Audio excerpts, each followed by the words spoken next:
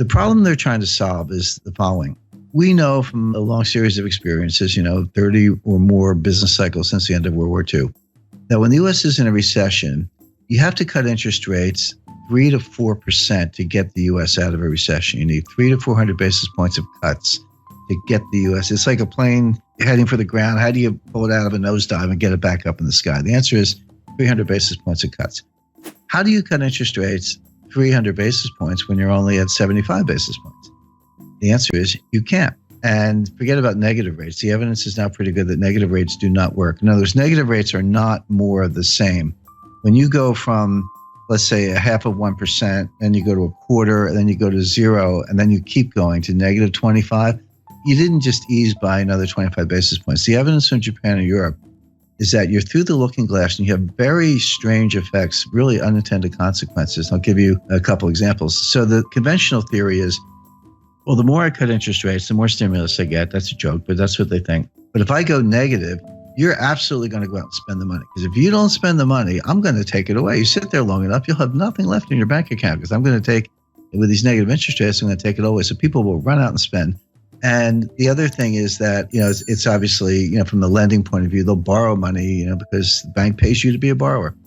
But here's what happens in the real world. This is the difference between academics and human beings. When people see negative interest rates, people have goals in mind. They have lifetime goals, right? They want kids' education, parents' health care, their own health care, retirement.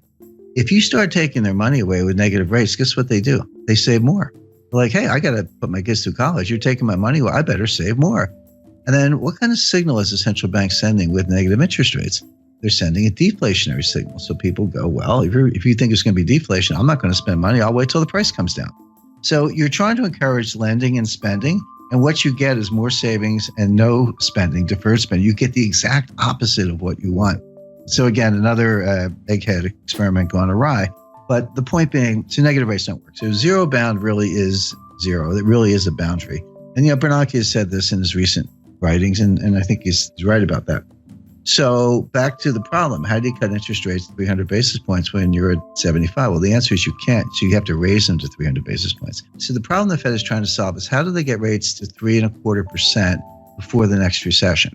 Now, I'm not saying the Fed sees a recession, and that's easy because the Fed never sees a recession. In 102 years, the Fed has never seen a recession, never forecast a recession, but they know their economic history. We are 8 years into an expansion. It feels punk. I mean, the growth is anemic, but labor force participation is low, productivity is dropping. There are a lot of bad things going on, but in fact, we are in the 8th year, actually coming up on soon be entering the 9th year of an expansion, which began in June 2009. Right. By the way, you have a hard time convincing most Americans that we're not still in a recession. Depressions are different than recessions. The technical definition of a recession is 2 consecutive quarters of declining GDP with rising unemployment, a couple other bells and whistles, little subjective factors, but that's basically it. So people, when you say depression, they're like, depression sounds worse than a recession. And if recession is 2 quarters of declining GDP, then a depression must be like 10 quarters of declining GDP because it's got to be worse. But that's not the definition. The definition of a depression, you can have growth in a depression, but it's below trend growth. In other words, if trend is 3.5, and you're actually banging out 1.5, 2, that gap between, let's say, 1.5 and 3.5% growth, that's depressed growth. It's an output gap. It compounds over time, and you never get it back. We are losing trillions of dollars of wealth. We are impoverishing future generations on a relative basis because of our inability to get back to trend growth. So the reason American people feel this and don't listen to the economists, and they're right, is because we're in a depression. So leaving that aside, the Fed at least understands the business cycle and the fact that the next recession, they say they don't die of old age, but they do die, and we're getting close to the next one. So they are in a desperate race to get rates up to 3.5% before the next recession hits so they can cut them to get out of the recession. The question is, can you raise rates enough to cure the next recession without causing the recession you're preparing to cure? That's the dilemma. That's the finesse. My answer is no, they're not going to be able to do it, but they think they can. Why are they in this box? Well, because Bernanke should have raised rates in 2010, 2011, in the early stages of the expansion, when the economy would have been much better able to bear it than it is now. Bernanke skipped a whole cycle. He skipped a whole rate increase cycle to pursue these wacky experiments and, QE and zero interest rate policy and all that. I spoke to Bernanke about this, and he used the word experiment. He said this was an experiment. Bernanke made his academic reputation by studying the Great Depression, in the wake of Friedman and Anna Schwartz and some others. But he was a great scholar of the Great Depression, and he got his chance to kind of try out his theories. But what he told me was, he said 30 years from now, some new Ben Bernanke, some young scholar will look back and tell us if we did a good job or not. We actually don't know right now. See, the Great Depression was really two technical recessions, 29 to 33, and then 1937, 38. But from 33 to 37, we had an expansion, but the whole thing was a depression because we never got out of it. The stock market recovered the 1929 high in 1954. It was a long time to get back to even. But Bernanke's mantra was, doing something is better than doing nothing. I completely disagree. It's better to do nothing if you don't know what you're doing. And this is really the monetary equivalent of the Hippocratic Oath. Doctors say, first rule of being a doctor is first do no harm. Anyway, bottom line is, by pursuing QE and zero interest rate policy, Bernanke failed to raise rates during the early stages of a cyclical expansion, which he should have done. If he had, the economy would have been just fine, and we'd be able to cut them today, but he didn't. So Janet Yellen now has to make up for lost time. So that's the mission. But again, and this is what the market completely does not get. And the Wall Street economists don't get. Nobody gets this because they see the Fed raising rates. And they've done the correlations and the regressions back to World War II. And they go, every time the Fed raises rates, the economy is getting stronger. So if the Fed's raising rates, the economy must be getting stronger. So bid up stock prices, et cetera. But that's like saying umbrellas cause rain. Because they've got the causality backwards. The Fed never leads the economy, ever. The Fed follows the economy. So a normal business cycle looks like this. So you get a little expansion going and unemployment starts to go down, and industrial capacity utilization starts to go up, and inflation starts to go up, and the Fed's watching, and then it keeps going. And they go, it's getting a little hot. We better raise rates. And they raise rates, but of course they started too late. The expansion keeps going, inflation keeps going up, unemployment keeps going down. Then the economy starts to cool down, unemployment goes up, and then prices go down, and capacity utilization drops, and we get into recession. Like, we better cut. And then they cut, and then you hit the bottom, and then you come out of it again. So think of that as like a nice, pretty sine wave, right? That's a business expansion, business contraction over and over, 30 or so times since the end of World War II, with the Fed always following the economy, never leading the economy. So all the big brains on Wall Street, they've got all this data, and they say, well, every time the Fed raises rates, the economy is getting stronger. That has absolutely been true for like 30 times since the end of World War II. It is not true today. The reason it's not true today is because Bernanke skipped a cycle and they're playing catch up. For the first time since 1937, the Fed is tightening into weakness. That is a key thing to bear in mind. The Fed is tightening into weakness.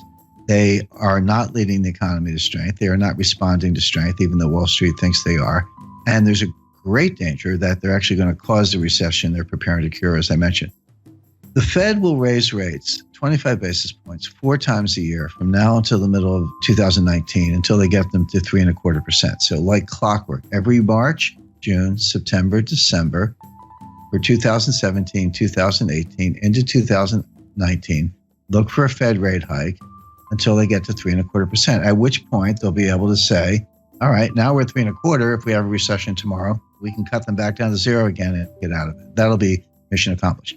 Now, this is why I was sitting there in December like, yep, they're going to raise them in March. And right now, I'll tell your listeners they're going to raise them in June. There's your Fed response function. There's your baseline scenario. What are the exceptions to a Fed rate hike? And under what conditions will they not raise rates? Because everything I just described to you, they've had in mind since March 2015 when Yellen took patience out of the statement. That was the end of forward guidance. And by the way, if you go back to 2015, I said they're not going to raise rates all year, and they weren't going to do the liftoff that people were looking for in March, June, September, and they didn't lift off in September because the Chinese rate exchange devaluation, the stock market fell out of bed August 2015. Finally, they raised them in December 2015, and Wall Street was ready for March. I said, no, in June, no, September, no. It wasn't until December 2016 that they raised them the second time. So obviously, there are conditions under which they don't raise rates, notwithstanding the baseline scenario. So what are those conditions? There are three. Well, four, actually. So if you see job creation below 75,000, that will cause them to pause. By the way, pause is the key word. If you go home through the speeches, you'll see the word pause in Dudley's recent remarks. Pause is the Fed's jargon for we're not going to raise rates. We got the Jim scenario, which I took from the Fed. It's their scenario, or a technical recession. So, we're going to know Friday what the first quarter GDP is. It's pretty close to negative, but I'm not saying we're in a recession now. We might be. But if you see a recession, they'll pause. See job creation below 75,000, they'll pause. By the way, that's a very low bar. If you see a jobs report, see, this is the other thing that confuses Wall Street. You see a jobs report with 100,000 jobs. So Wall Street goes, oh, that report's really weak. The Fed's going to think twice. No, 75,000 is the number. Yellen told us that. It was in one of her speeches. You just have to be a geek like me and read all the speeches. So the third factor would be disinflation. So the Fed has this 2% inflation target. They've missed it for 6 years. They're finally getting close to hitting it. By the way, I think the listeners know they use the PCE core deflator year over year.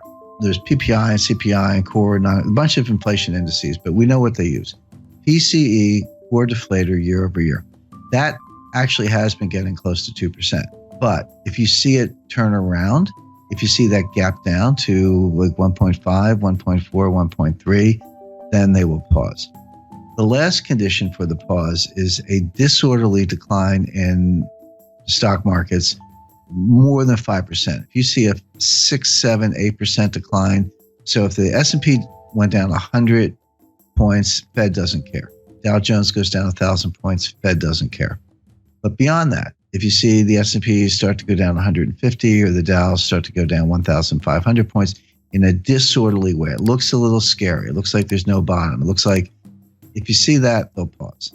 So the Fed's going to raise like clockwork 4 times a year for the next 2.5 years, unless you see job creation below 75,000, disinflation, a technical recession. If you don't see one of those things, they're going to raise rates. And so right now, I don't see any of them. I mean, they could all happen, but it looks like, growth is going to be positive. Job creation's been decent, over 100,000. Disinflation is probably coming, but not quite here yet. And they'll want to see a couple months in a row. And the stock market's not crashing. So none of the pause conditions are in place. Therefore, they will raise rates. Simple.